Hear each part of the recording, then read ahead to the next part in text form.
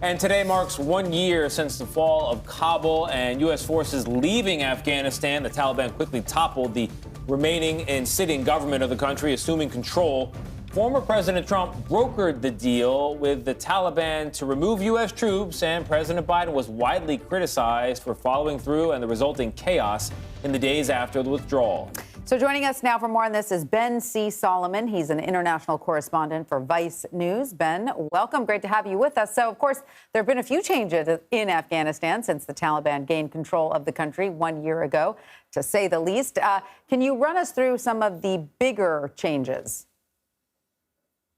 Well, I mean, the biggest changes are happening on just the day-to-day life of the Afghans living with this new regime. The Taliban is a formative guerrilla force that grew in the mountains of Afghanistan and learned how to fight against a much superior enemy, the American military. But what they never learned was how to govern, how to make a country work, how to work the water, how to work the aid foundations, how to, have broker deals with other countries. So really, in the past year, they've shown that there is a learning curve to moving from the mountains to the halls of power. And they have not proven to be well-equipped and not demonstrated a lot of practice and a lot of poise in putting this together. So what you see now in Afghanistan, in the daily lives of so many Afghans there, is just a lot of suffering. I mean, the money is not coming in after 20 years of kind of consistent aid from America and from other Western countries. There's just a real shortage.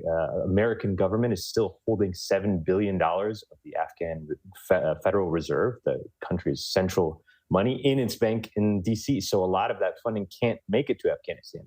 So for the everyday people living on the street, there is tons of suffering. There is tons of shortages, and there's just not enough aid and support to go around for those people. So, Ben, when you talk about rights being rescinded and rolled back, people obviously protest that. But then on another order of impact, there is the economy collapsing and people not having enough to eat, right? You can bide your time and pick your political opportunity if you're fighting for rights. Mm-hmm. But food is something you're going to need on a daily basis. So is there the potential in Afghanistan for some sort of a uprising or rebellion from the people there against the Taliban? I can't speak to an uprising or any sort of pushback. I can tell you that the Afghan friends and colleagues that I have that are there are in crisis. Like you said, there's just not food, and that's the start. There's just not support. There's just not money. So people are desperate on a daily basis. And what you're seeing are people that feel left behind. When the American government pulled out and pulled its forces out last year, that set off a trigger of people just not getting what they need and not following through on the promises that were given to them by Western governments. There are so many people that I met there, soldiers, workers, people that just had close ties to, even just cooks that worked on bases for the American forces, that are now feeling like they're being left behind and that they're in the target of the Taliban forces for reprisal and for attacks for what they have done to support the American and Western forces there.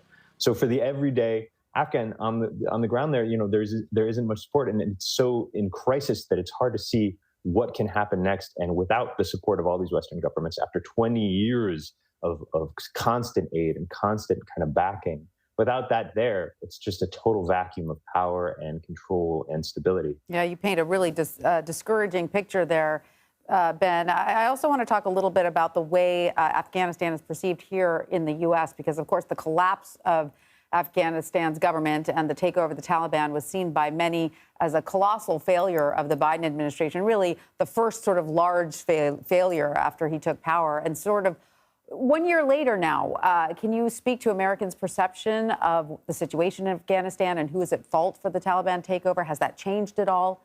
And if so, how? I think after 20 years of war, failing war, and an abrupt, vicious pullout, and just a really rough year since then, what you see in just the average American viewer and reader and understander is really fatigue about Afghanistan. You see people that have been hearing about this war, seeing friends and family, American soldiers going over there and dying and getting injured in these fights, and for what? And what was the outcome now? So now, 20 years after that fight, plus 1 year since the withdrawal, I think there's a lot of American fatigue about Afghanistan. The problem with that is the main issue is that now is the most important time to support Afghanistan. This is a time when, a couple tens of thousands of the Taliban are representing 38 million people who are in desperate need of our support. Good people that supported the progress that America represented, the promise that they gave, and hoped for a government that would change and support the rights of women, the rights of youth, a government that could build a new nation back from what it had been after years of Taliban rule pre-2001.